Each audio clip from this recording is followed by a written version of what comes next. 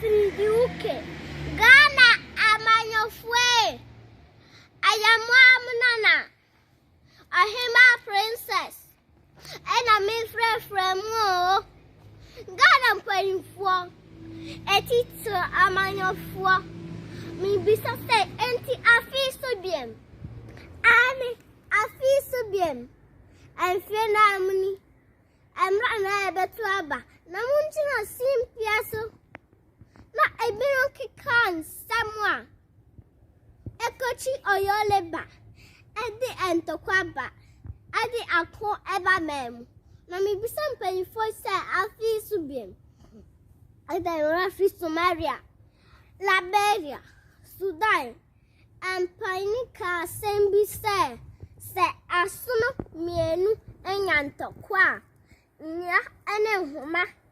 ane bro kwa yasi enti Ghana amanyofwe eya se muzira simpia so a mesra mo se mun kansem a abikwa kufanto kwaba anyesa ye maame no mo monyem ina nanu kokрафo ane ayalefo sabi anifrafo ane nkoda enti mijina enkoda nyina naimu epamucho se afiwe die eya se mujina simpia so a mesra mo se mun kansem a abekwa akufanto kwaba sasuna apostol kwajo safuba eye nanahima ama kantanka odanso enshira antikukros osi abrotrefwe mo kanta mo busuafo mo Ghana se omukot abama obia obejinu nkoda edachi ene omusuhu no anahima sebu amrosa osombu afose mo matron kotre de tro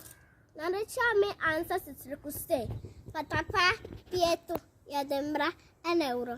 Ghana amanyofo afi subiem mesdames gracias subscribe